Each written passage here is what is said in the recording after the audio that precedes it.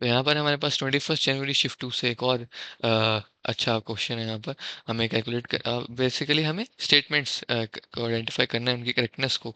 तो अगर हम स्टेटमेंट 1 कंसीडर करें यहाँ पर, तो यहाँ पर CFSE यानी crystal field stabilization energy of CrH2O6 2 positive को बताया गया है greater than that of MnH2O6 2 positive. और इसको वेरीफाई करने के लिए हमें बेसिकली पता होना चाहिए कि क्रिस्टल फेज स्प्लिटिंग हो कैसे रही है। यहाँ पर स्प्लिटिंग पहले तो डीजेनरेट ऑर्बिटल्स होते हैं जिनकी सबकी ऑर्बिटल्स की एनर्जी सेम होती है। फिर लाइगेंड के अप्रोच करने पर they split up into 2 and 3 orbitals. यहाँ पर आप देखेंगे 3 ऑर्बिटल हैं एंड यहाँ पर 2 इनको हम बोल देते हैं EG एंड देन T2G।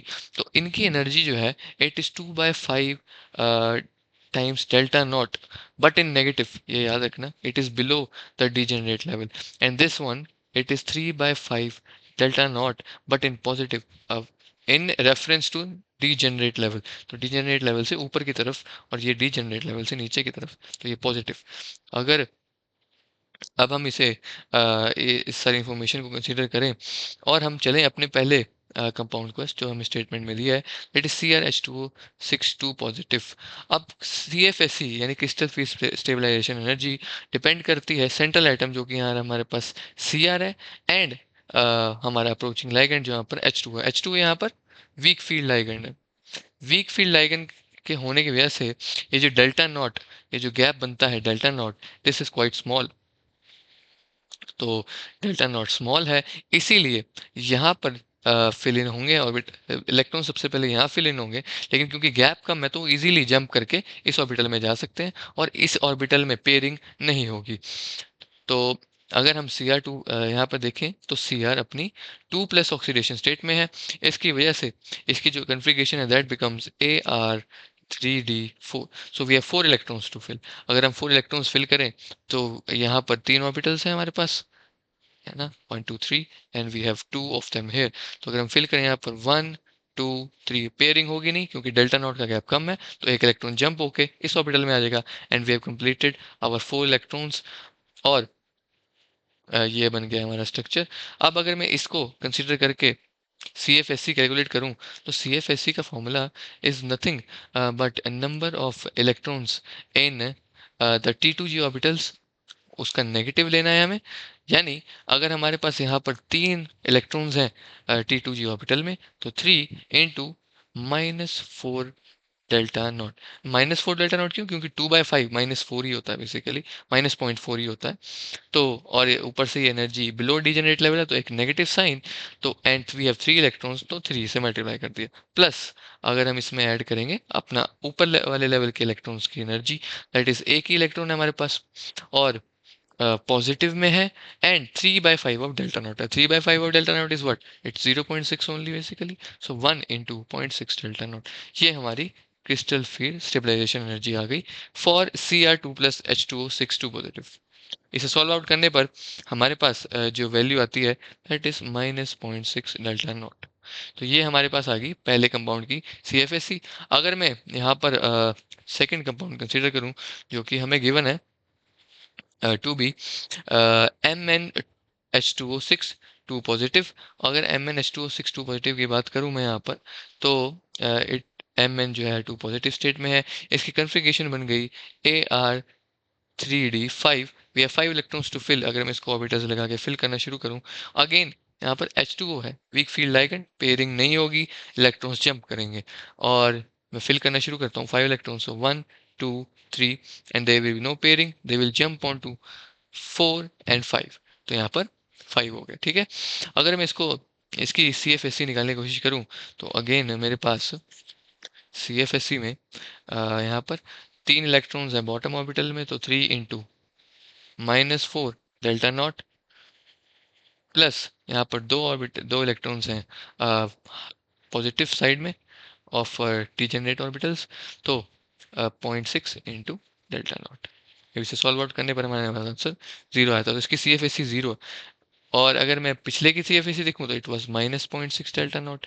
तो इसका अगर मैं इसका मॉड्यूलस लूँ तो इसका मैग्नीट्यूड बेसिकली ग्रेटर है देन दैट ऑफ MnH2O6 वाली CFSE। तो बेसिकली हमारी स्टेटमेंट 1 करेक्ट हो जाती है, दैट इज CrH2O6 2 पॉजिटिव की CFSE ग्रेटर है MnH2O6 2 पॉजिटिव से, तो हमारी स्टेटमेंट 1 करेक्ट है। अब हमारी नेक्स्ट स्टेटमेंट जो हमें कंसिडर करनी है, that is potassium ferricyanide has a greater spin only magnetic moment than sodium ferrocyanide. अब यहाँ पर हमें spin only magnetic moment calculate करना है, और spin only magnetic moment depends only on number of unpaired electrons, जिसे हम n से डिनोट करते हैं इसके फॉर्मूला में। तो number of unpaired electrons n है अगर, तो स्पिन ओनली मैग्नेटिक मोमेंट का फॉर्मूला बन जाता है root of n into n plus two. और अब हमें जो दो कंपाउंड्स दिए हैं वो कौन कौन से हैं, दे आर बेसिकली, अगर मैं यहाँ पे देखूँ स्टेटमेंट में, दे आर पोटेशियम फेरिसाइनाइड।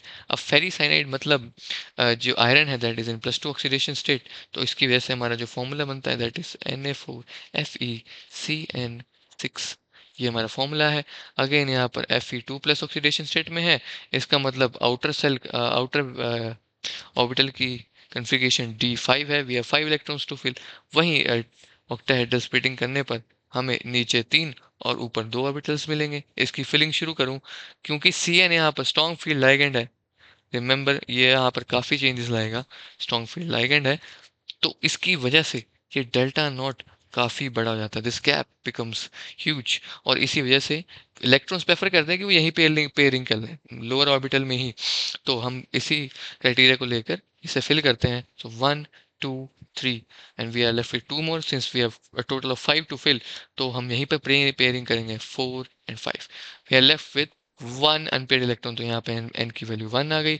अब इसका मैं BM आसानी से निकाल सकता हूँ, that is 1 into 1 plus 2, that is nothing but √3 और 1.732 basically, yes। अब मैं अगर अपना सेकंड कंपाउंड कंसीडर करूं, दैट इज सोडियम फेरोसाइनाइड। तो क्योंकि ये सोडियम फेरोसाइनाइड है, तो इसका मतलब है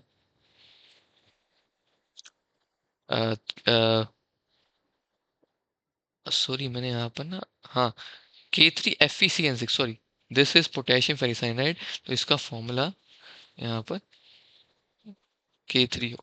रेस्ट एवरीथिंग इज सेम, तो बाकी सब कुछ करेक्ट है फॉर्मूला में। यहाँ पे पोटेशियम है। अगला जो हमारा कंपाउंड है दैट इज सोडियम फेरोसाइनाइड, और FeCN6 बन जाता है। अब ये फेरो है, तो Fe इज इन प्लस क्या बोलते हैं यहाँ पर, +3 oxidation state, sorry +2 oxidation state यहाँ पर। प्रीवियस में जो है we have in +3 oxidation state यहाँ पर। अगर मैं यहाँ पे कंसिडर करूँ, दिस इज फेरी, फेरी में +3 ऑक्सीडेशन स्टेट और इसीलिए D5 configuration, while in ferro it is in 2+ configuration. तो इसकी कॉन्फ़िगरेशन अब बन जाती है, क्योंकि it has lost lesser number of electrons, तो इट बिकम्स D6। ठीक है, अब हम इलेक्ट्रॉन्स फिलिंग करते हैं उसी तरह से। Cn again strong field ligand है, पेयरिंग होगी यहाँ पर, 2 ऑर्बिटल्स ऊपर 3 ऑर्बिटल्स नीचे, डेल्टा नॉट की वैल्यू ज़्यादा है तो पेयरिंग होगी, and we have 6 electrons to fill, 1 2 3 and 4 5 6। We are left with no unpaired electrons, n की वैल्यू 0 है, तो ऑब्वियस सी बात है Bm की वैल्यू भी 0 होगी। तो अगेन हमारे पास पोटेशियम फेरिसाइनाइड का Bm आया है greater than that of sodium हमारा फेरोसाइनाइड। तो इसी वजह से हमारी सेकंड ऑप्शन भी करेक्ट हो जाती है, यानी स्टेटमेंट 2 भी करेक्ट हो जाती है, एंड हमारी करेक्ट ऑप्शन बन जाती है option 3, that is both statement 1 and 2 are true.